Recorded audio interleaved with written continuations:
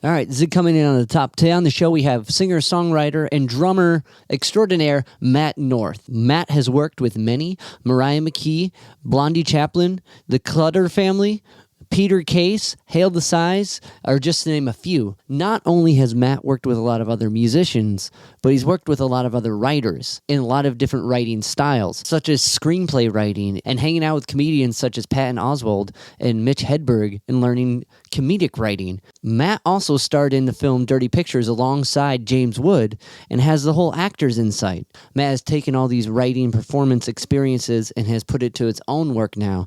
He has a solo project, self-titled Matt North, and he has 2 albums out. The newest one, Bullies in the Backyard. We're going to listen to the track The Last Angry Man off Bullies in the Back. Matt North, The Last Angry Man off Bullies in the Backyard. I love that track. It gives me a Numbers Bands vibes. We talk about it a little bit in our conversation. So this was a fun chat, and it was very inspiring. There's a lot of songwriting approaches I've never thought of, or at least in the context of how Matt approaches it. So this was very inspiring for myself. I hope you guys find it the same. Before we get into it, if you can like, rate, review, subscribe to the podcast on one of the podcast platforms, it helps me keep talking to cool guests and sharing those insights with you. So without further ado, here's my conversation with Matt North. Right. And especially kids with learning differences, I find it's fascinating as an educator. I teach private drum lessons. I've always had some drum students here and there. It's fascinating just how they perceive and interpret the instrument differently. Yeah. And I think it influences the way they play and the kind of music they make. It's just really, that to me has always been a fascinating thing, as I've been playing the drums since I was 9 or 10 years old. And over the years, whatever instrument one plays, I really think, who you are, your personality, it has its ways of filtering into the sounds and the music you make on your instrument, Definitely. And, so that's just a never-ending, fascinating outcome. Well, to kind of start off, what are some of those weird ways that you've seen drums translate with some of your students? Like, what's some of the most unique ways that you're like, oh, you think of it like mnemonic devices, or what's one that really stuck out? It's everybody. First of all, everybody's different. Everybody learns differently. And as a teacher, when I'm working with a student on the drums, I have my library of skills that I believe everyone who wants to play the drums should know, and it'd be irresponsible as a teacher not to hand over certain, I'll call them foundational skills that will help any musician, regardless of how they learn, launch into becoming someone who makes their own sounds. I really, long-term goal with any drum student of mine, I'm interested in their taste. And the first discussion we have, what are songs that you love?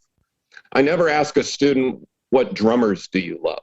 Because you'll often hear about a drummer that is someone they're fascinated with gymnastic and athletic skills the drummer might be able to do, but they don't talk about the songs. And I'm really interested in helping any drummer who takes a lesson from me into becoming a musician who's a part of a bigger picture, who's contributing to which, whether it's, you want to call it the band or the song, because the ultimate goal is to play with other human beings instead of which is an easy trap to fall into, where none of us are immune from becoming a practice room rock star. If you're truly curious about your instrument and you love music, then it's a good thing. You can find yourself, you just spent 6 or 7 hours alone in a room developing your skills on the instrument. And that's all great, but I always like to nudge people, say, we'll never forget our goal is to get out of the practice room and either on stage with other people, in a practice room with a band, or in a studio. I've just seen drummers my students have learned this instrument, sometimes mathematically. They've really responded to the math and the architecture of music and how we count it out, then I've had other students who are math disabled. And we're just not going to get anywhere if I'm telling them about, how to mix up 16th notes, 8th notes, what a dotted quarter note means, all that stuff. You can just see the goldfish swimming from one eye to the next eye. And they completely check out. So those are learners. Those are learners who I find I have to get it into their ear first before I get it into their brain. It's a step-by-step thing, and it goes individually one at a time. I've had students who are gifted in math, and eventually they're running circles around me with discussing the architecture of music. But the bottom line is we're all going to one place, and that's to play a song, and to make the song work the best we can. And I guess my attitude about teaching anyone drums, which that's my core instrument, is the same thing as when I record my own songs or when I'm working as a session drummer helping another songwriter. I always say I don't care what we have to go through. All I care about is what we have when we're done. I don't care if I have to do 20 takes. I don't care if I do 10 takes and we realize, and this has happened before sometimes, I can think of another drummer who would do better than me, who's more appropriate for the vibe we're going for. On one occasion, I referred another drummer. I just said, hey, you've got material you've recorded with me, but you should call this guy. He plays completely different than me. His brain works completely different than me. And I think he's right for this song more than me. And so now I wasn't that kind of drummer when I was 20 years old. That was kind of maybe one of the most musically mature things I've ever done. I think I was in my late 30s or 40s when I got to that point of where, I was really comfortable thinking about recording that way. Right. But, like I'm sure, as it really gets down to whether it's music or school or anything, basically learning in general. Everyone comes to it in their own way. And as educators, we've got to take the time to try to understand who we're teaching, how they learn, and what they need in order to learn. Those three things. Right. 100%.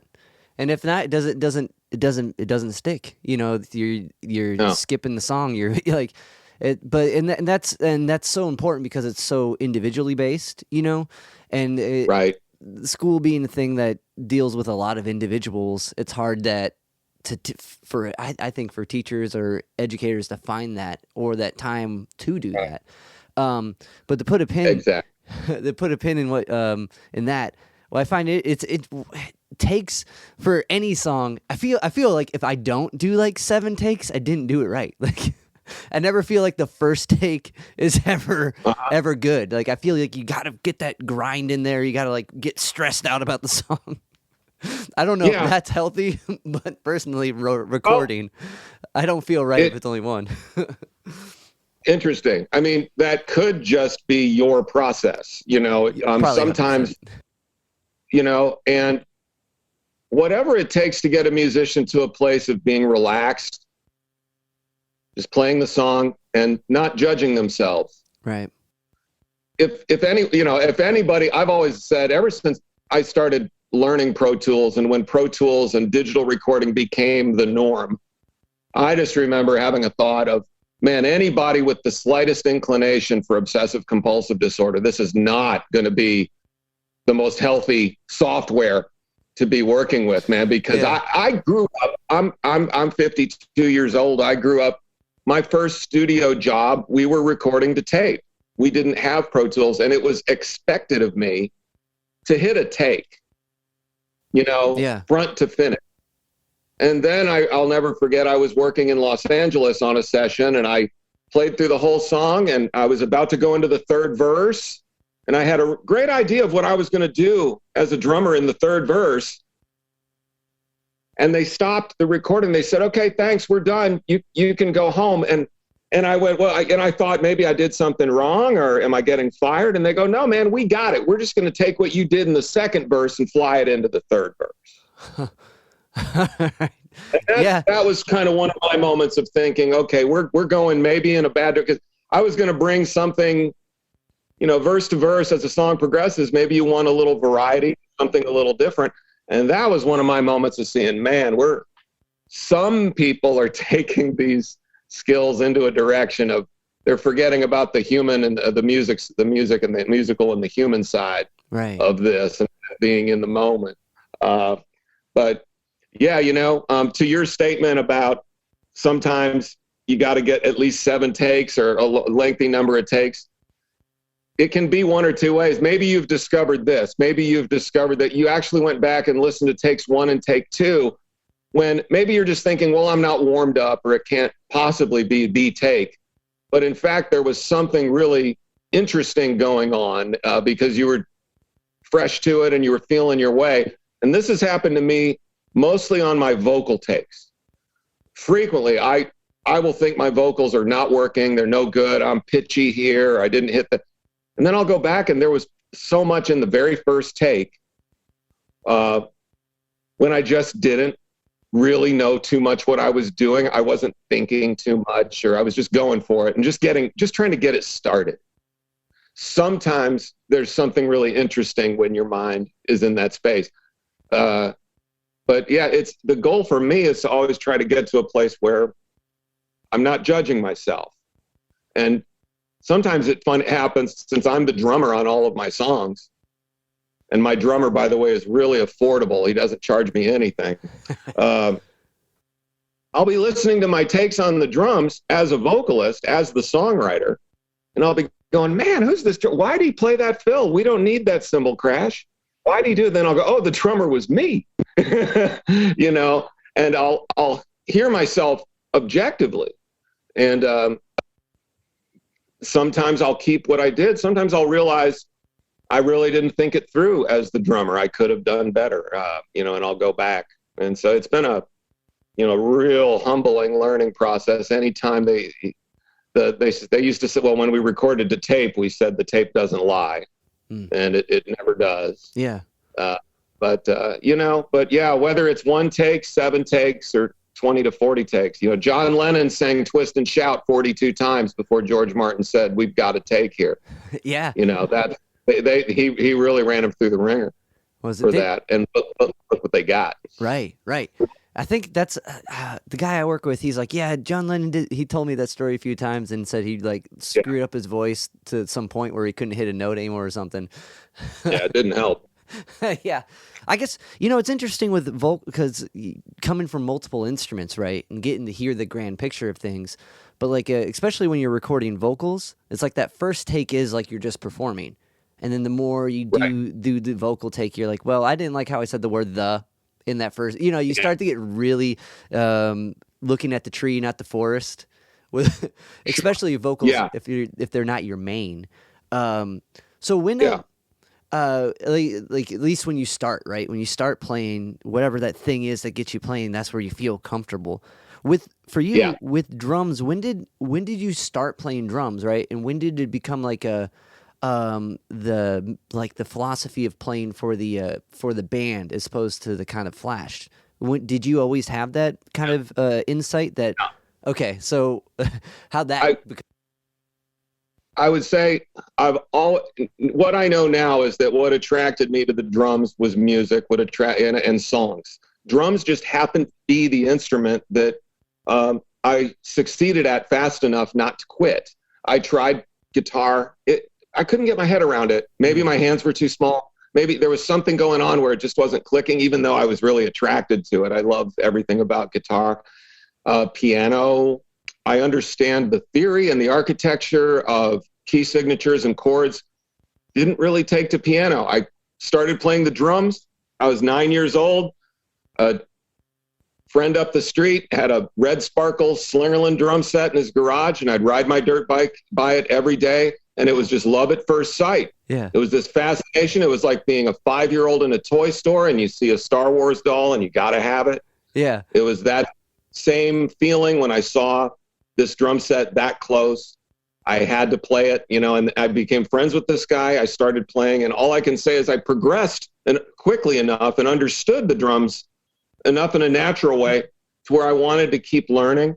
I started taking lessons and advanced pretty quickly. When I was about 13 years old, my drum teacher was passing along gigs to me that he was unavailable for or didn't want to play. I learned real quick how to read music. I could play blues and jazz standards. And I grew up playing little wedding receptions and bar mitzvahs and small blues and jazz quartets, quintets. And can't put a price on what that gave me. And just in those experiences, I was always the kid playing with adults. Yeah. So everyone, was always coaching me and giving me pointers, letting me know if I maybe strayed out too far, did something a little too adventurous, and I learned real quick if I want them to hire me again. I may be something that's different. I really, because I started working at a young age, I always viewed the drums as a vocation, just as much as a passion, just as much as a love for music. I was really trained to see this as a job, and there's a way you have to play drums if they're ever going to hire you again. And that's when I learned it's not about me. It's not about impressing the audience. It's not about, hey, look what I can do. It's about, are the people on the dance floor out there dancing? Are they moving? And I learned a lot from playing drums live, where I would, in a club or whatever function I had a gig, I'd just look around the room and pay attention to, are people moving? Are they bobbing their head? Are they tapping their feet? Are they on the dance floor? And if they're not, I just always felt like, well, I must be doing something wrong. What do I need to do to make that happen? It just became very interesting to me. But I did grow up as a drummer in the 80s, when every concert I went to my memory, I just grew up assuming it was expected of me to play a big drum solo, because there was just a time in the 80s where, and maybe it started obviously in the big band era with guys like Buddy Rich and Gene Krupa, where the drum solo became a featured moment in a show. I think in rock and roll, probably Bonham, and Zeppelin, where that was a show where people just marveled at what he could do on the drums and how musical he was and how powerful and thunderous he was. I definitely wanted to be that. I was attracted to that. It was what I saw when I went to concerts. Of course, I saw Rush when I was in the 6th grade, and Neil Peart's solo just blew my mind. Not necessarily in how technically impressive it was, but it was a drum solo that was musical in the sense that it had a very clear beginning, a middle, and an end. And I thought, this was just what I would have to know how to do if I'm going to grow up and be a professional drummer. Grew up and learned that changed. That was not what people were expecting. And I truly realized I don't have an honest impulse to have that much attention drawn to me as a drummer. And what I really enjoy are these guys like Ringo and Charlie Watts, and how they support a song. I love Levon Helm with the band, and I realized I enjoy drummers that do other things. I guess I point to Neil Peart, even though I'm a very different drummer and the songs I'm writing are not prog rock. But what made an impression on me as a 5th or a 6th grade kid who loved the drums, when I'd hold the album and read the credits, it was fascinating that, Neil Peart wrote all the lyrics for the band. And I liked Queen, and I noticed that Roger Taylor, their drummer, he was the secret weapon with high harmonies and had a great singing voice. I grew up loving Tom Petty and the Heartbreakers, and Stan Lynch is one of my favorite, most relaxed, feel-grooving rock drummers. He always had that microphone on the boom mic that could come around. And so I just observed, that's also probably what's going to be expected of me. I should learn how to sing. I should, be able to join in a chorus. I always liked it when a drummer also sang. So I wanted to build that skill. But I would say it was probably up into the 90s when I finally started working with songwriters. This is before I even had the notion of thinking I could write a song. I had experiences playing for songwriters where I was the first drummer to ever play on a song. Up until then, most drummers, we go into our practice room and we put headphones on and we jam along to John Bonham or Keith Moon or whatever albums that we are trying to model ourselves after. But I'd never been what I call the inaugural drummer, where someone sits down with a guitar and they go, here's my song, and that's all they got. They've never recorded it. They've never heard it with a bass player. They've never heard it with any other instrument. And I had these great experiences with some really great songwriters where I grew up in Champaign, Illinois, where I'd sit down with a guy with an acoustic guitar and try to find what's the appropriate groove to play under the lyrics and the melody they've created. And it was hard.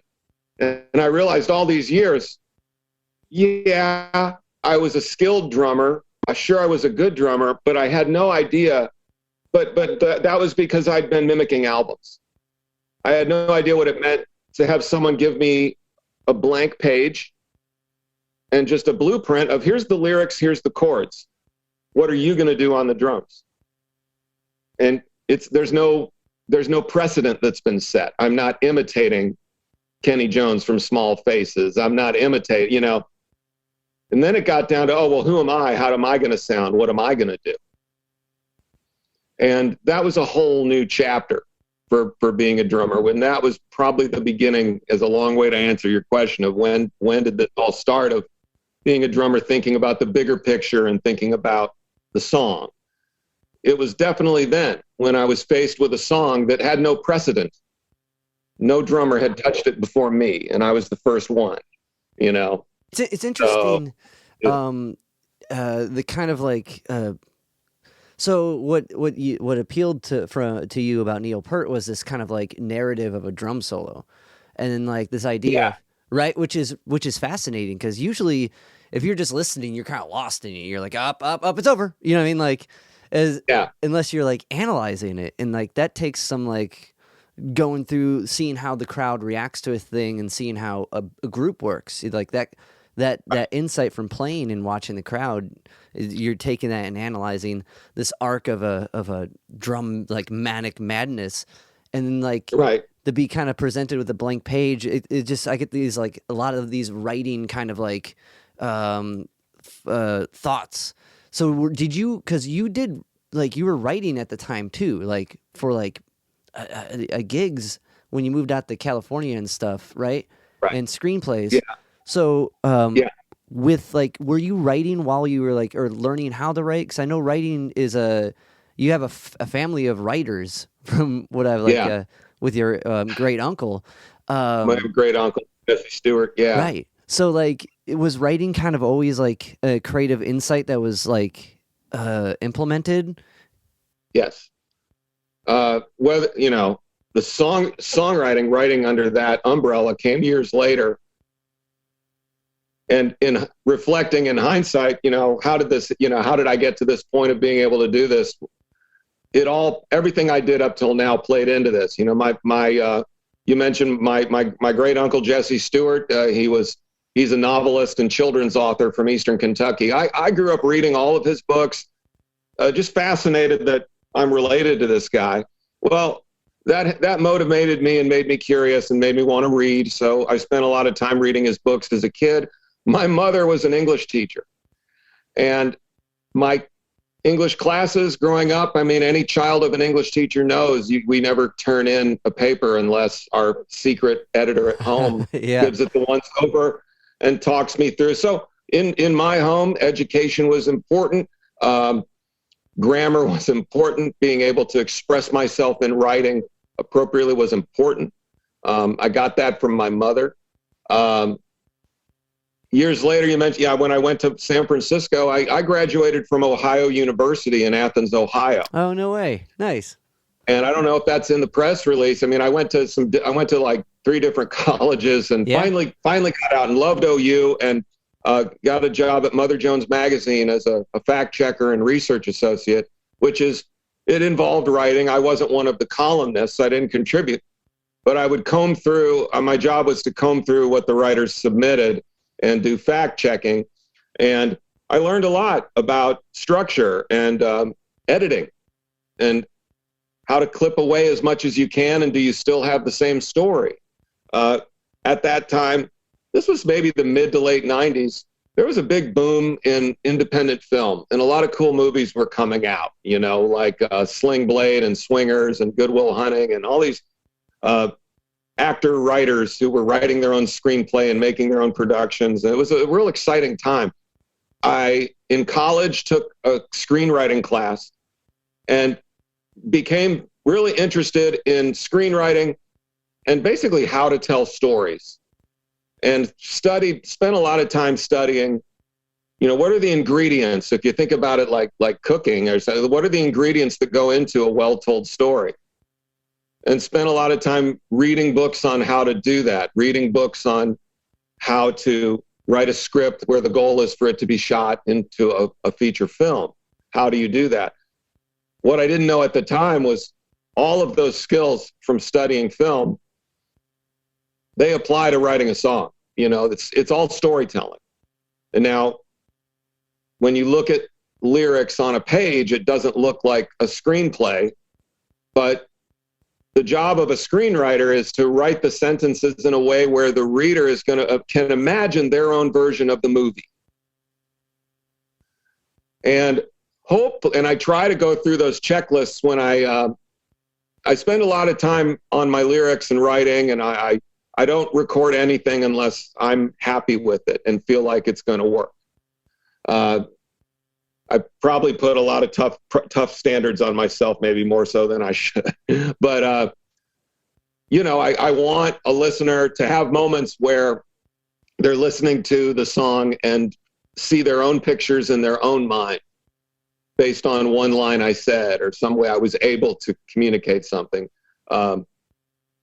That's kind of maybe the most fun thing about releasing songs and letting other people listen to the music. At that point, it's not my song anymore. It belongs to whoever's hearing it. It belongs to how they interpret it and how it makes them feel.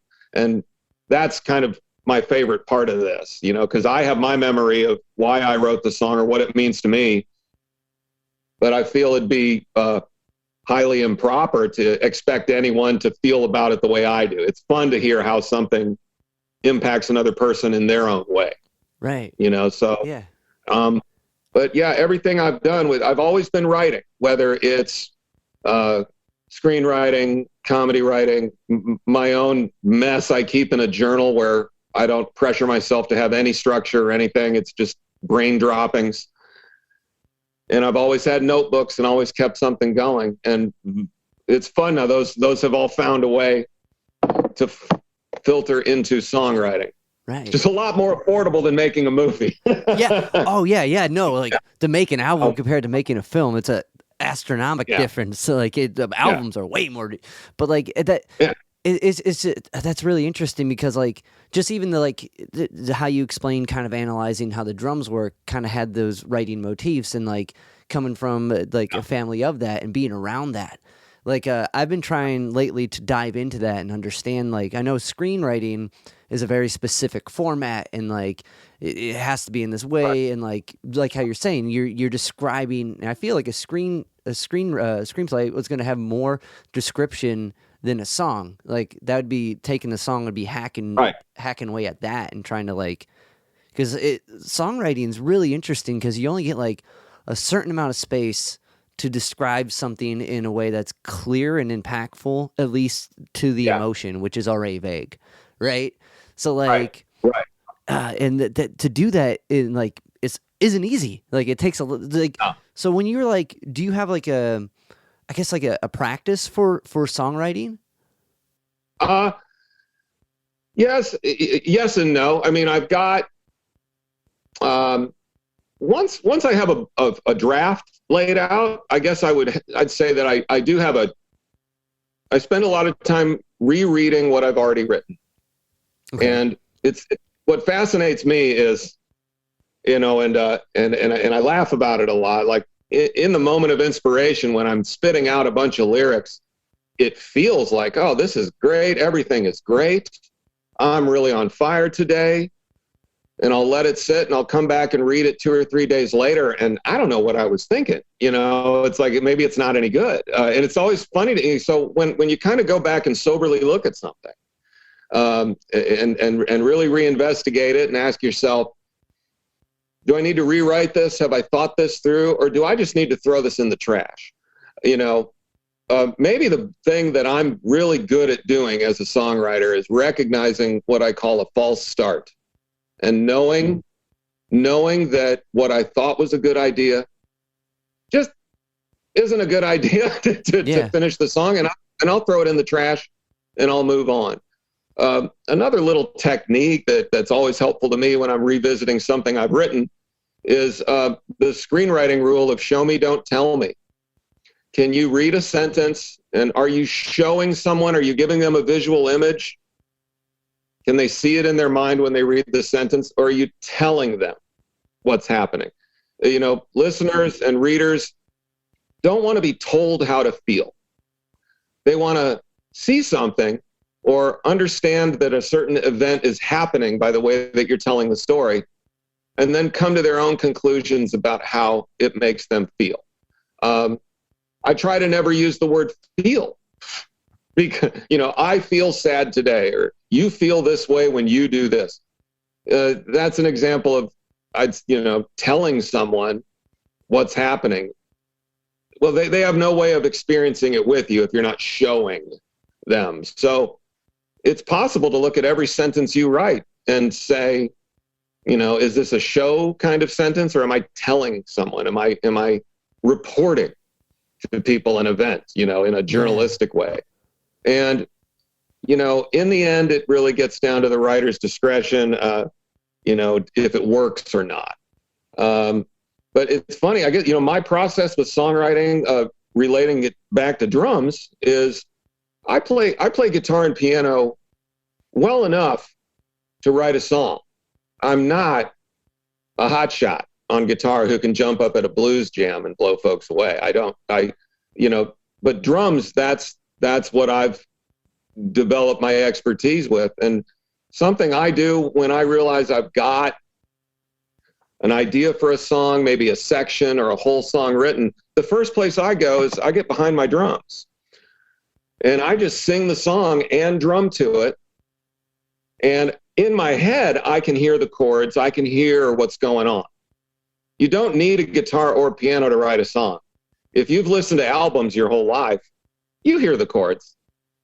You might not know what they are yet, but you can hear the song. You know what it means to go from the 1 chord to the 4 chord, probably. You know what it means to go from the 4 chord up to the 5 chord. You know what those shifts feel like, and in pop music, those are the most common.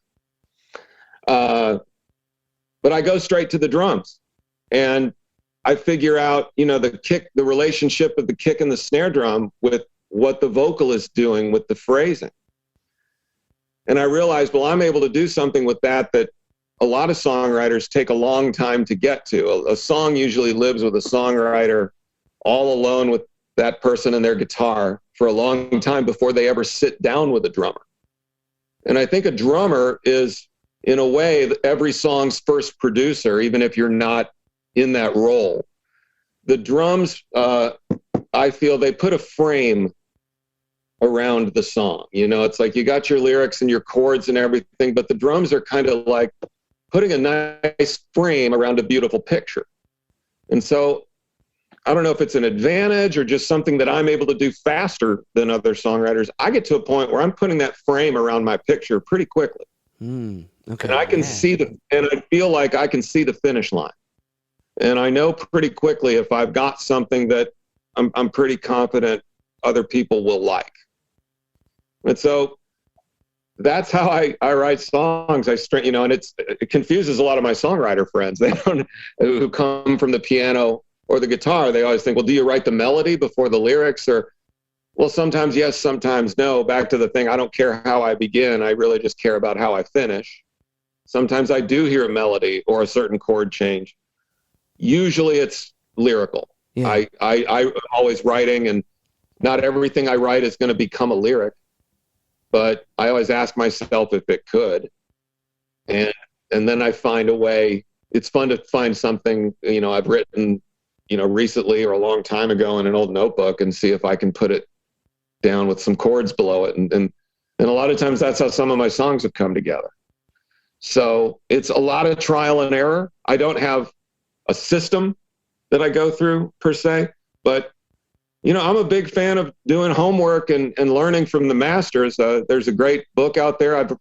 This record, I feel, there's been a leap in songwriting skills from my first album. I'm very happy with my first album, but I just feel like there's been some growth with songwriting. I've put a lot more time into getting better at writing songs. There's a book out by songwriter Jimmy Webb on songwriting that I read. I read it 3 times in between my first and second record, and it had a huge impact on how these songs turned out. So yeah, I like to privately get very academic about it. Okay. This is it's a serious skill that there's always room for improvement. And so I'm interested in learning how other songwriters think. How do they do what they do? How can I maybe adopt some of that and do it myself? But I think it's also important to just go into a room with an idea and struggle. And maybe, I'll walk into a room, my studio here right now, and say, I'm not gonna leave until I finish this verse. Yeah. Is it sit down in a chair? Do you set as far are you okay, I have to do a verse, or I have to do a verse in a chord, small goals? Sometimes, yes. Okay. Yeah. It's what I like about piecing a song together is, and because I was a kid who grew up with vinyl, I used to love and sit and look at the lyrics on the big album. And so the way I started understanding songs was by how the lyrics look on a page. And it's always shocking to me if I love a song for a certain period of time and then I look at the lyrics for the first time on a page. It's sometimes fascinating how little is there. Right. Yeah. It's that's the intimidating part. I've always said it's a lot easier to write 1,000 words than it is to write 200. And there's a great documentary to that point recently on Iggy Pop. Yeah. Who I love. Yeah. I love. I mean, you're a Cleveland guy. I mean, I was born in Michigan, and I love everything about the Stooges. I have all of Iggy's stuff. I love everything he's about. I heard him say something really interesting about how he approaches songwriting, and he said, when you're in the 5th grade and your teacher says, write a little assignment on what I did for my summer vacation in 30 words or less. And his mindset is, well, that's what we should do with songs. Yeah. Can I write a song in 30, 40, 50 words or less? And we really do have to think that way because it's a lot to ask. I mean, all we're asking for is 3 minutes of someone's time. Right. That's a lot to ask for. And it's a lot easier than, I laugh at it because, I used to write screenplays and I'd ask, hey, will you read 130 pages that I worked on for 2 years? It's real hard. Yeah. Hey, think about it. No, it's hard to get someone to read 130 pages, let alone, making a movie. You got to look someone in the eye and say, by the way, can I have $20 million to shoot this? Recording music, I need 3 minutes and, anywhere from $500 to $1,000 to record a song. Right. So I'm having a lot of fun with this. I wish I got into this sooner, but so where I digress. I forgot where I was. Oh, going. no, it's all right. That was really insightful. Because I've talked with some songwriters. Do you know Steve Dawson? He's a cat from. I do not. Okay, he's a cat from Illinois. And I've been trying to because I've been reading a bunch of songwriting books myself and just trying to develop a practice of it, right? And so I find it fascinating that you just get behind the kit and because as a drummer, and there's also I've talked with quite a few drummers, it's kind of like you're behind this machine that's running everything, and you get to oversee everything. Right. So I've noticed there's a lot of my friends who will start behind the kit. They'll go and write their own songs, and I can't help but think when you're in that seat overseeing all that, it's kind of just the process of that, and what more exciting next step than to kind of pitch the song. So you get a very unique perspective of it, and like to write and feel that out like that. That's really cool. Like, because you can have a song that can mold into any type of style of song. Chords and melodies are the genre is determined, I feel, by rhythm, and like so that's really, really interesting and cool how you approach it. And another thing with the Iggy Pop, like I talked with Mike Watt, and Watt had this philosophy. Have you talked to him at all? I know you're working with Howard, so you probably. I'm going to talk to Mike Watt in early February. I can't wait. Sick. He's the coolest, nicest guy. Oh, great. He had this bit that he did about how Iggy gave advice to the band. And like Iggy was like, as long as you hit the intro, doesn't matter what's in the middle, as long as we end. Like, and like kind of what you said, like go to kind of encompass that. And that's badass. So kind of another perspective kind of shift. You acted in a film. And like, so what's that like? What's that like from writing to being being on the other end of it? Like, and the same with like musically related, like being behind the kit, and playing the role and then writing the role. It's kind of like an inverse that you've done in different ways. So what was that experience like acting? That's absolutely correct. Well, the difference is acting is the only art form that works backwards. Think about it, like when an actor is handed a script and they've got the job and they're going to play the character. Well, the outcome has already been decided. Right. Okay. Yeah. I think the hardest thing for actors to do is, in order to tell the story correctly, the actor in front of the camera or on the stage has to behave as if they don't know the outcome, even though they do, because they read the script. Right. When you write a script or a song, you're looking at a blank page, or you're looking at one verse or 10 pages. You don't have it finished and you don't know the outcome. Same thing with someone just painting a picture on a canvas. It's not finished. It's a blank canvas. They don't know the outcome. I can't think of any other art form where the creative person comes to it and they're told the outcome, and they're also told you have to act as if you don't know the outcome. That's probably the hardest thing actors do that maybe we don't think about. I fell into playing different roles and characters right around the time I mentioned, when there were a lot of low-budget independent films being made. I was living in San Francisco. A lot of friends, musicians, comedians, actors, we just all sort of ran together. And some folks said, you should go, hey, this guy's making an indie film. You'd be great for this role. It'll be a lot of fun. You should do it. And I went and did it, and it was a lot of fun. And that was the beginning of how I fell into, showing up here and there, playing a character. And it's really just another form of storytelling. But like I said, you're coming at it from a different point in time, and you have to approach it differently than a writer who has a blank page. And it's all in an interesting way landed back to the skills I learned then.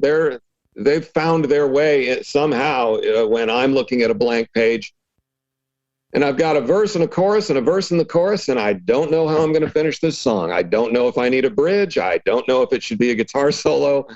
I have no idea what I'm going to say for the third verse. I've never written a song where I didn't hit that wall. Right. Nothing.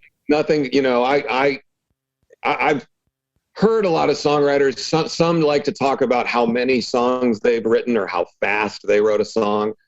I've never understood how that matters or how that's important, but I'm pretty blunt about there are days it's easy and there are days it's hard. And I try to continue writing on the days that it's hard. I try to continue writing on the days that I don't feel inspiration. That to me is the trick to getting more done and getting more accomplished. It's a job, and we don't always feel like going to work. And to sit down and write a song when you're not feeling the inspiration, you'd surprise yourself what you do. I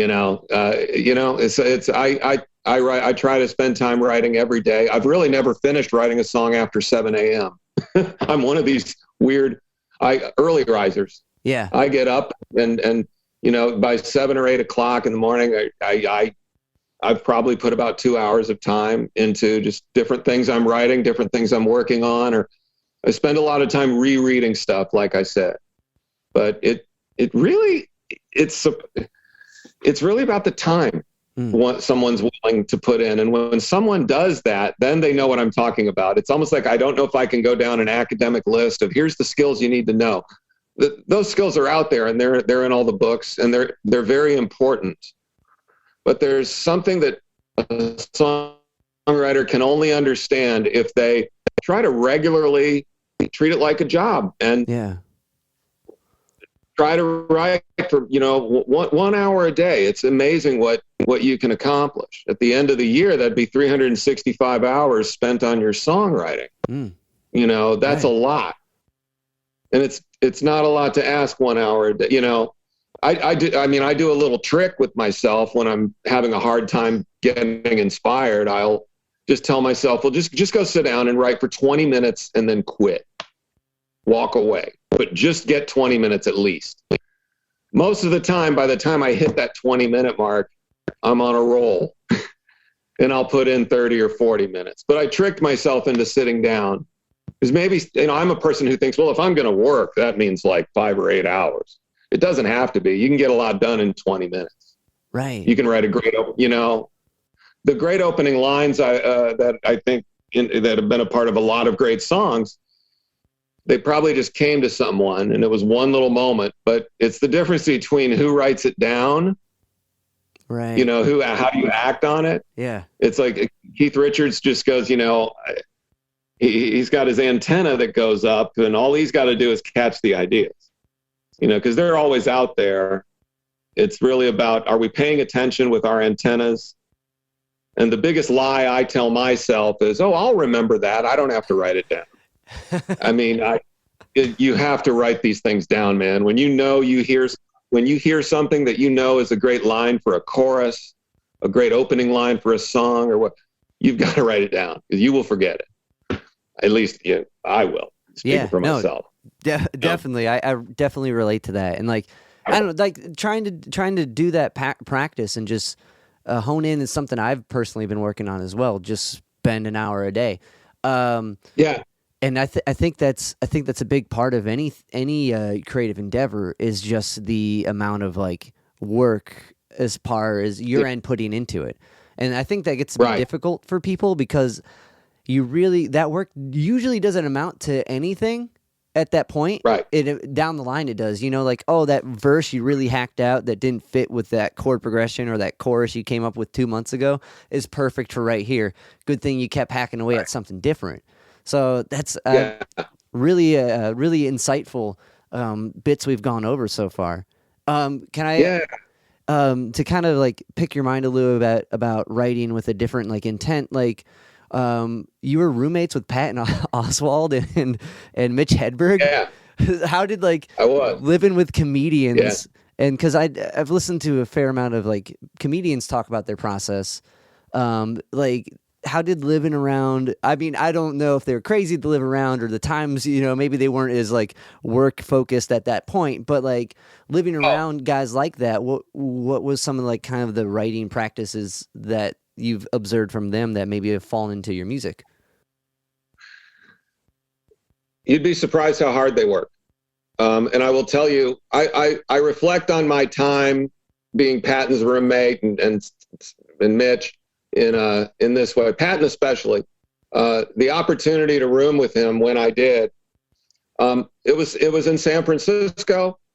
We met through the whole open mic stand-up comedy culture in San Francisco. I really enjoyed comedy writing and would hop up and do stand-up, but I compare it to this. I was like someone in their sophomore year of college, and Patton was at a level of someone finishing their PhD in grad school. He had been doing stand-up when I met him for already for about 10 or 11 years. And rooming with Patton, I always point back and say that's how I really learned how to be a writer and what I should be doing. Patton never sat me down and lectured me or gave me tips. But what happened was I was 24, 25 years old, just thrilled to be living in San Francisco, having a great time, frequently with Mitch Hedberg. And I'd come home from bouncing around San Francisco. I was a small town Midwestern kid, just enamored with a big city, all the interesting people. And come into the apartment, Patton's bedroom door is closed. There's a little light on at the bottom of the door, and I hear the typewriter going. This was before the internet. Every time I walked by his room, I could hear him in there working. And it just kind of hit me like, oh, that's what I should be doing. You know, it hit me. He's putting in the work. He's putting in the time. I'm not putting in the time. I'm a guy who has some stuff I've written, some of it works, but he was, in a sense, he was the friendship that showed me, you know, heart and soul, as much as I was doing stand-up and doing well, and I love comedy just as much as anyone else. I learned through him. I'm not a comedian who eats, sleeps, and breathes in comedy. That's Patton. I was a musician who could do comedy. You know, I was a musician who loved comedy. I was playing drums with different people around San Francisco and then hanging out with the comedians too. But being that close to Patton and just seeing how hard he worked was all I needed to know that I was not putting in the time and I need to up my game. Same thing with Mitch Hedberg. I will tell you, when you watch, if anyone's a fan of Mitch Hedberg, they know this is a guy, talk about doing something in 30 words or less. Right. He comes up with jokes that make you double over laughing. They're unforgettable. They're the kind of jokes that you go tell your friends. They're so well written, you remember them. And they're all about 10 seconds long. Now, there's other comedians who go into long diatribes and they can do, you know, 5 minutes about trying to meditate or something, you know, but it's like a long speech and it works. But Mitch was actually a classic old school joke writer. And his jokes, it just amazes me how he could remember all those jokes and do a 60-minute routine when most of his jokes are not lengthy stories. They're little sound bites of a moment of a brilliant thought that he twisted and twisted and twisted until he found the funniest outcome. And Mitch showed me once how he writes, and this impacts actually my lyrics. Now, He showed me a whole page of a joke that he was working on, and it just looked like a guy who scribbled out a very long paragraph. And the next point was, see, now this is too much to stay on a stage. And he goes through the paragraph and crosses out every single word that he doesn't need and asks himself, does the joke still work? And so his whole bottom line is so that every single word, every syllable that comes out of his mouth matters and has something to do with the point of the joke he's trying to tell. He never had any unnecessary, extraneous words in his material. And it wasn't improvised. It wasn't something he put the work in and the time into the writing and, you know, the subtractive quality. He would overwrite and then just go in and chop out, cut away all the fat that he didn't need. And it was a simple lesson he taught me, just showing me that.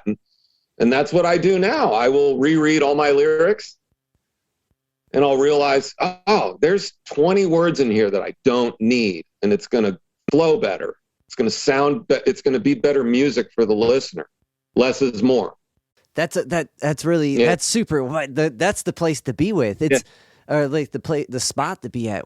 Like it's interesting with songwriting how much of the influence of everything else is where that kind of hones in. Like hanging out with comedians, learning how to write screenplays, and like it's amazing how like all that factors in. What I think makes it much more difficult is like the music aspect of it in a way. Like it's really hard because that's very Hemingway, Mitch's approach, and just even like for songwriting, you know what I mean? You're trying to like convey something in 6 words or less, or like I think it was 6 word stories.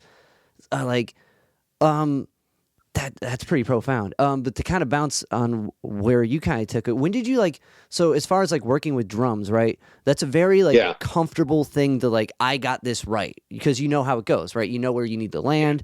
But singing isn't, and like singing is something you got to listen back to a bunch. Like we kind of talked about vocal takes a little bit, but like when did you get comfortable enough? Like it's cool that you're like, oh, they're singing, I need to be able to hit that high note or my low note or I need to contribute to the choir of the band. But that's a whole nother like skill set of like learning how to breathe and how to hold yourself. And like personally, I've had a very like, I constantly record myself and I hate it. Constantly do it again. It's all right. You know, what was that process like for you? Because you have a very unique timbre. Sorry. You have a very unique timbre and a great voice and it sticks out. And so anyway, what was that process like? Real briefly, my take on singing is, you know, maybe I feel more, there are so many people out there who could be interesting singers who have never considered it. You know, we all might have some type of interesting sound we have to offer. And my thing has been trying to find out what is that for me? I knew that I always enjoyed singing. I was a kid who, I feel lucky in the 70s. I was a part of maybe the golden era of public school. There was more funding for the arts, and I had some great music teachers who, you know, we'd go to music class and we'd sing. And to my memory of it, as little kids, it wasn't something we hated doing. We had fun. You know, it was because of my teacher. I remember she made it fun. She made us feel like it's okay to be, you know, for boys to sing. It's there's nothing to be embarrassed about. This is fun. So I never perceived it as this thing to be shy about or to not do, but to find my own, you know, we all have our own natural range. I have put a little bit of work into, there's a great vocal coach in Nashville that I've spent some time studying with. Her name's Laura Donahue. She's the bass player on all my recordings is Chris Donahue. He plays in Emmylou Harris's band. He's worked with Robert Plant and Elvis Costello. Chris's wife, Laura, is one of the most sought after Nashville vocal coaches. And I went in and took some lessons from her. And the greatest thing about finding someone who's an expert at a skill you want to improve on is you don't remember 100% of the lesson, but they usually will say one little nugget that you never forget. That might, and for me, this alleviated a lot of self-consciousness and anxiety about my own singing. And we can always feel like we're supposed to be great or we're supposed to hit this high note. And I remember her saying, you know, the energy that you put into singing, it shouldn't be any more effortful than when you're talking. And I think some of us feel that when we sing, that we're maybe not really singing if we don't feel like we're trying really hard. And I've learned how to shift my brain back into just constantly going, oh, come on, relax. This shouldn't be any more effortful than just sitting talking to someone. And hopefully the impact of listening to a singer who, all the great singers have figured that out. Right. And the one guy who I study and love is, I mean, when you listen to Frank Sinatra do what he does, how relaxed he is. Yeah. I mean, that guy is laid back behind the beat. He can stretch a word out and still fall on beat one. And it's about, you know, really consciously trying to catch myself from becoming self-conscious and judging myself and just get on with it. And to have an attitude of, well, yeah, I want it to be as good as it can possibly be, but no, I'm never going for perfection. If something's just flat out bad, of course, I don't use it. But no, I mean, I do a thing too when I record my own vocals. Something that's maybe a little interesting is when I've been a drummer with a songwriter, before we record their album, we've usually been jamming together for a number of years. We've played a number of shows. We've had a lot of rehearsals, and we've built the songs. I work differently. Yeah, I'm very much just like a private songwriter. The first time I sing my song is usually the first take on the recording. And I'm trying to find how is this going to work? I don't have a band that I rehearse with regularly. I don't spend a year developing a song in a practice room with a guitarist and a drummer and you know, First time I hear myself sing a song is after I've already tracked the drums, I've done a demo piano, and now I'm singing the vocals. It's in a way, it's a rehearsal. Okay. Take one for me is a rehearsal. And what's funny is sometimes that's the take. And you know, so, not all the time, but and that's what's nice about Pro Tools and digital. And I'm not burning up tape. I can really rehearse in Pro Tools, and I can hear it back, and I'm brutally honest with myself if I'm unhappy with the way it's going. But you know, it's a great education. I'm figuring out where I'm having trouble with hearing pitch, things I need to work on, what I need to change. But yeah, it's a great way to do it. But but I've always just really enjoyed singing. Just I always feel happier when I'm done singing a song. I mean, it releases a lot of endorphins. That's what it does when you're coming from the right place in your diaphragm. When you do that correctly, and you're not coming from the tones in your head. You know, there's head tones and chest tones. When you're really coming from that lower part of your body, when I'm all done singing a song, I'm like, my mood is elevated.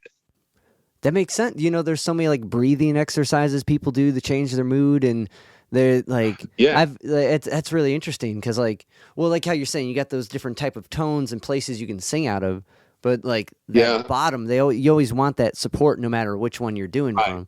That's really cool.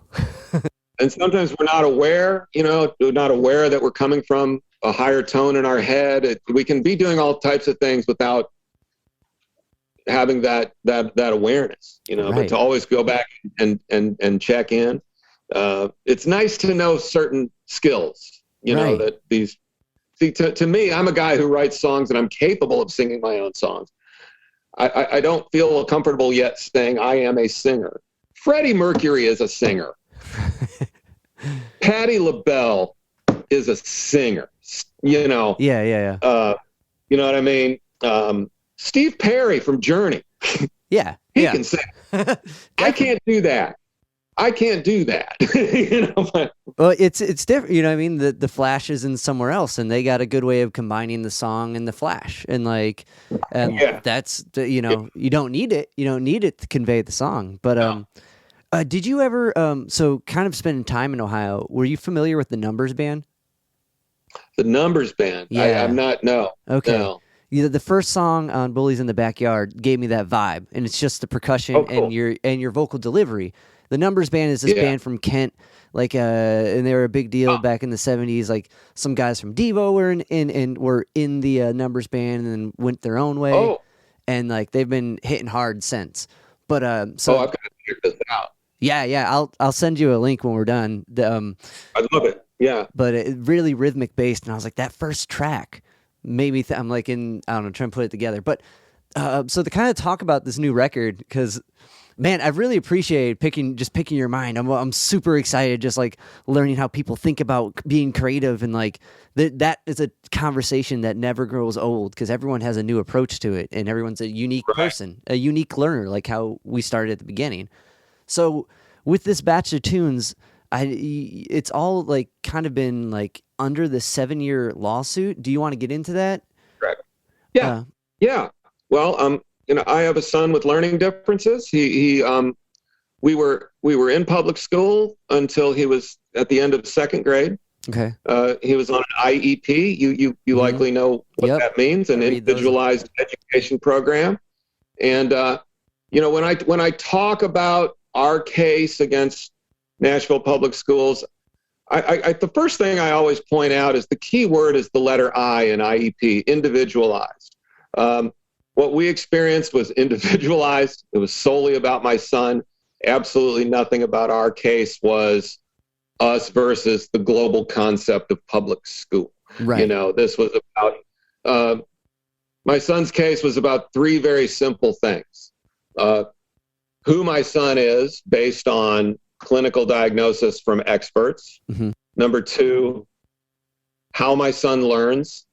Number 3, what my son needs in order to learn. And it's that simple. And unfortunately, as much as we did all we could do to make public school work,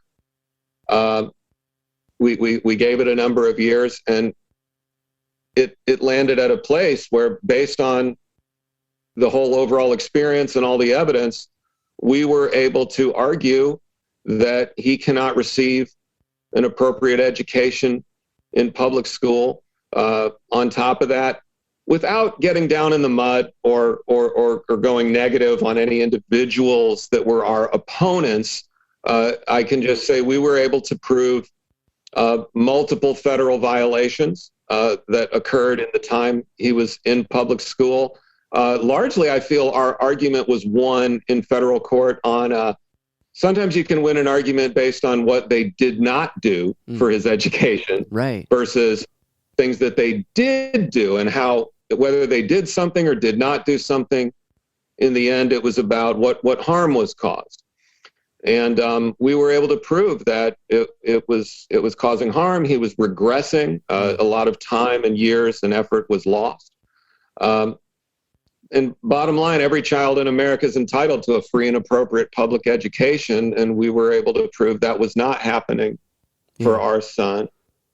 And when you can prove that, and it's a very high bar a family has to get over in order to prove that. And it should be that way. After proving that, when you can prove that, the federal laws say that a public school has to relocate your child to a private setting or a school that can appropriately educate him. And school districts will fight to the death to not let you win that argument. And I think the bottom line is they don't want to set a precedent. They don't want this happening in their community. They don't want it getting around in the community. And that's not why we did it. And the bottom line, my job is to take care of my son. Right. And that was our agenda. So in a way, we were fighting for my son's education, school districts fighting to make sure this doesn't get around, or we don't set this precedent. It took 7 years. We lost the first round on the state level. It was a Metro City judge judging Metro City schools. Yeah. So you can imagine how uncomfortable that made us. I read the first judge's ruling. There were well over 30 factual errors. We didn't know who this judge was writing this ruling about. Like, whose kid is this? Yeah. You know, it was, and we appealed in the federal courts. We took a lot of risks. I mean, sold vintage guitars that I would have loved to have held on to for years. I went and got a job at Home Depot in order to pay legal fees. In order to, we pulled our son out of public school and put him in this private school. Right. Before the case was concluded, before it was decided, we knew he needed this, whether or not we win or lose the case. Right. So it was very clear to us. We were showing, hey, win or lose, this is what he needs, and we're willing to put our money where our mouth is, even if we lose. And fortunately, we didn't lose after this whole 7-year journey. But back to the music and the songs and the albums, underneath the umbrella of that 7 years, well, it became songwriting, writing and recording, going into my home studio and piecing all these things together. It really became a great way to take a break from our case, to give my mind a break and do something that I enjoy, that's rewarding. But every song in some way was birthed at some moment in that 7-year cycle, where something tense was happening. There was some kind of conflict, and listeners need to know it is, as you know, it's not 10 songs about special education. It's not 10 songs specifically about my son, but it's that point of when you have, a lot going on, maybe you're overwhelmed. There's always some piece of gold to mine. If you just, and I was someone who had a regular habit of writing down what I was thinking, what I was feeling in a notebook. Maybe it'll become a lyric, maybe it won't, but it's just something I do to clear out my mind. It's just something, it's always made me feel healthier.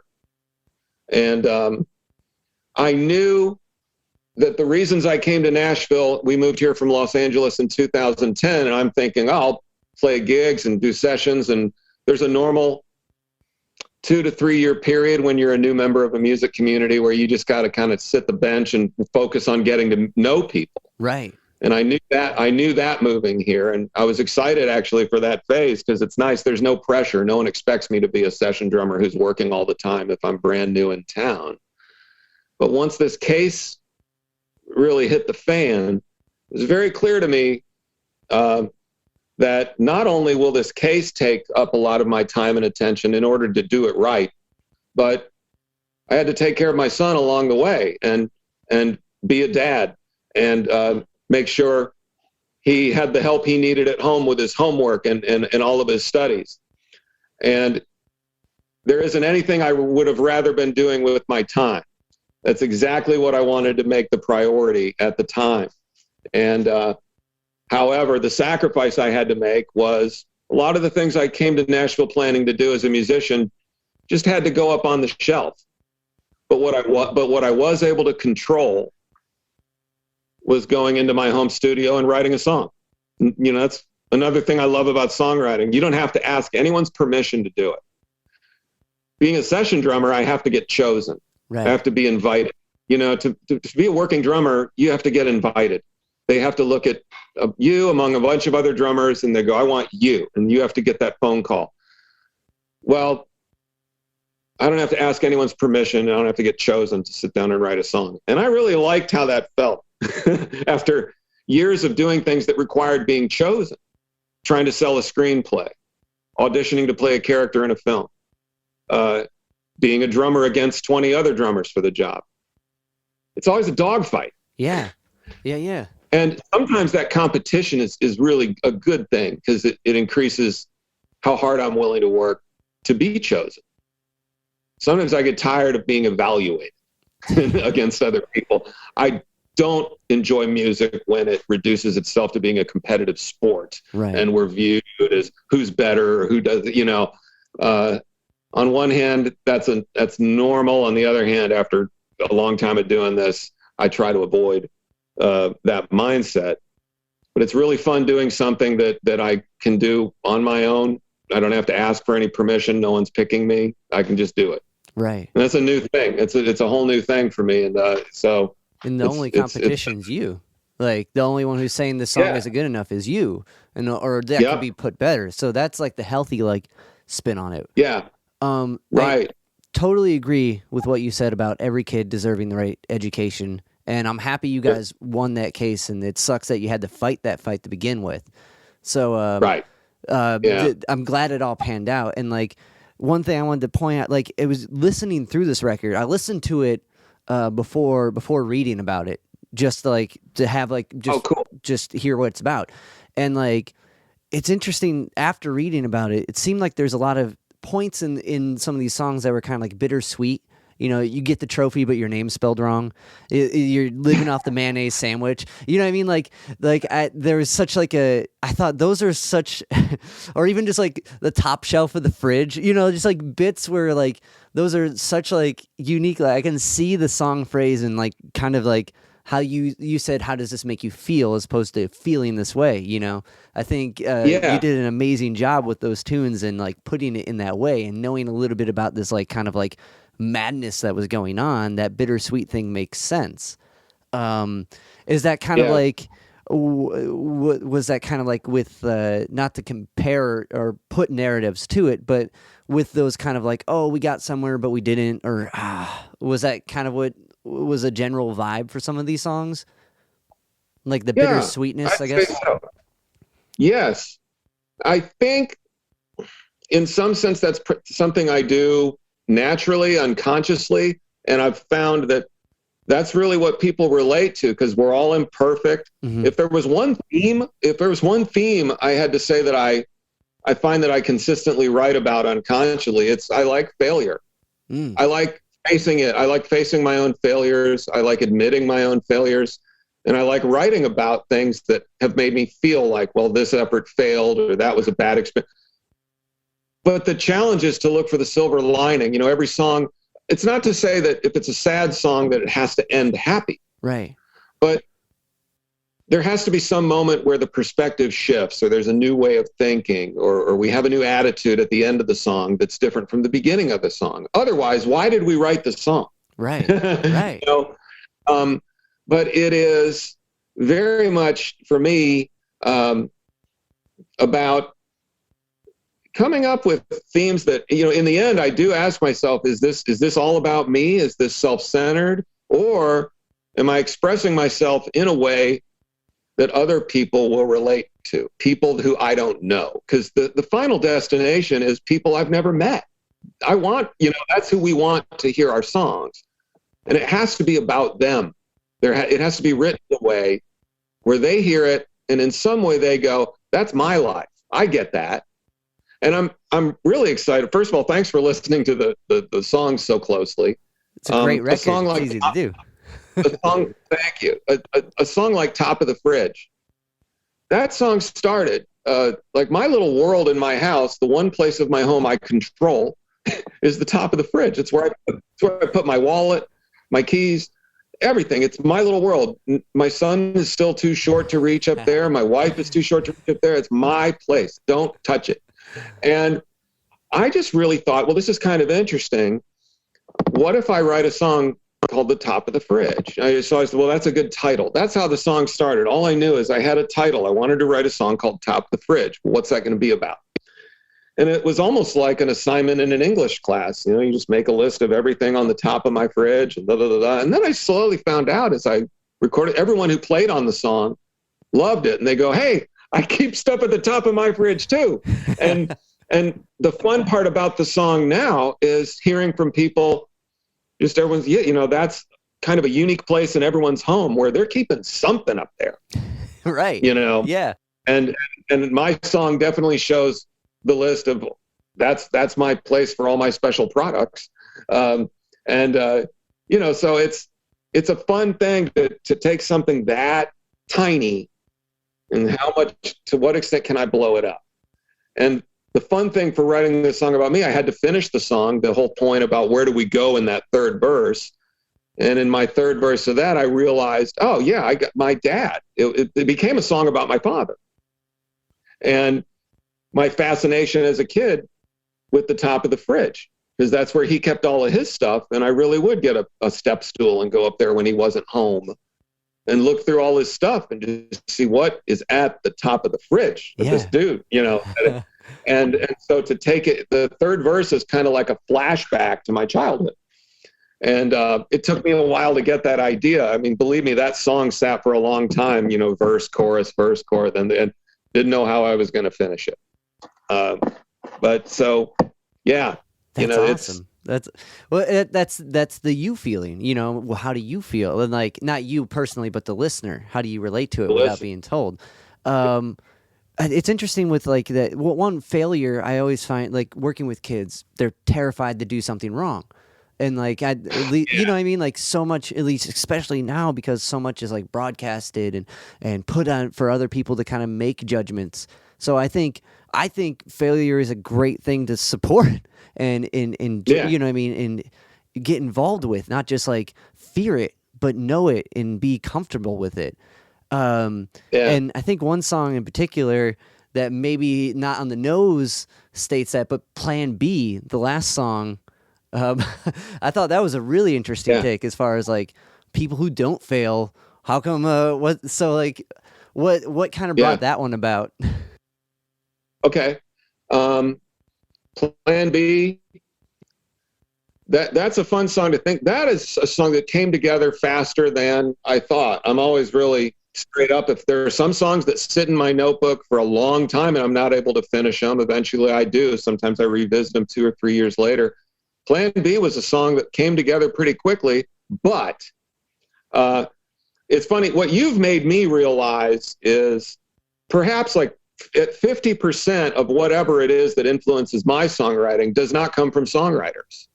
It comes from my history of being around screenwriters and actors and comedians in Los Angeles, and basically storytelling. Yeah. Nothing cool. of that includes songwriters and what it makes. So, and what I learned from Patton and Mitch and being around comedians and just keeping a notebook of all your ideas, even if you know, and the point is about a notebook, back to failure, is it doesn't have to be perfect. Your notebook and where you write, that's your secret place where you're allowed to screw up big. I had a jazz band director in college who used to yell, North, if you're going to make a mistake, make it loud. Nice. Was that Raphael? And pardon? Was that Raphael Garrett? Was that the cat? Oh, not Raphael Garrett. This was a John Garvey. He was the director of the University of Illinois Jazz Band. Okay. And his whole approach was, if you're playing your instrument any part of your mind is afraid to screw up, it's going to sound that way. You're going to sound tentative. He just goes, you need to just, if you're going to fail, fall on your face and fall on your face in a big way. And to have that attitude and to know that you're going to survive, you're not going to die, and everything, and then by doing that, you're finally going to get to the right outcome, the right way to play your instrument, or the right lyric, or the right way to approach a third verse. So goodness, where were we going? I do this all the time. I was answering a question, and plan B. My point is, I had a line in my notebook for a long time. I saw these bumper stickers after I moved to Nashville. People just I don't like standard popular phrases that are meant to just kind of wipe away investigating a real problem. The line, God has a plan. Right. It's frustrating to me when I hear someone say it, because in parentheses, I sort of hear, God has a plan, and I really don't want to talk about this with you. It's too difficult. Yeah. Let's just all say God has a plan, and we don't really need to look under the hood to see what's causing the problem here. And so, just as a writer, I would just look at these bumper stickers I'd see on cars that say God has the plan. And I just started wondering, well, does he have a plan B? What if the plan doesn't work out? And who says that every plan God has, even if it's a first plan, that it's going to work? Is there a plan B? And so I just had that concept, that idea in a notebook, and I was playing around with it. I was able to realize, this would be a good line for a chorus to fall on. It'd be that great line for the whole song to build up, and then just land on this line. And back to drum, I tried that out with a shuffle. I tried it out with an upbeat rock song. And then I found out, that, triplety kind of feel that Plan B has, like a slower, moodier song, that it fit. And I found a way for that one line to fit as a line that would land at the end of the chorus. And then with that, I wrote the rest of the song. I wrote the rest of the song around that one line. And that's how it all came to be, and it's an example of, it happens to me all the time. I'll start writing a song. I've got no idea what it's going to be when it's done, but I just know that I have a good idea. And I'm stealing this line from Roger Daltrey in The Who. He talks about when The Who was writing a song, they knew they had a good song as long as the germ of the idea was a good idea. And every good song can be whittled down to one little tiny germ of an idea. And if that germ of the idea isn't there, I don't think you can have a good song. Yeah, no, it makes sense. It's got to start. There's got to be one tiny little seed planted inside that song that made it grow. And if it's lacking that, and there's a lot of stuff I've recorded with others, that I've witnessed that doesn't have it. But if you've got that one little germ, yeah, then that's all you need. Right. I had that one line, if God has a plan, what's plan B? And I was able to stretch that out and milk it for all I could, and I just need 3 minutes. Right. Well, that's a potent thought. You know what I mean? That's a fairly potent thought as far as like a conversation can get into. But Matt, thank you so much for chatting with me. This has been very insightful. Thank you. And I love diving into your career and the record. Is there anything maybe that I didn't bring up during my whole I need to know how the brain works thing you'd want to plug now? Oh no, we're good, man. This has been a pleasure, and I would to remind you, I'd love to hear if you can send me a link about the Numbers, is what they're called. The band Numbers band. Yeah. Because I'll tell you, the very first Devo album is one of my favorites. Yeah, and, just really made me rethink songs and drumming. Right. Well, that's who was in the Numbers band. Was the drummer. Yeah. Oh man. Yeah. So I got to check this out. Awesome. But no, it's been a real pleasure. It's been a real pleasure talking with you. This has been a lot of fun.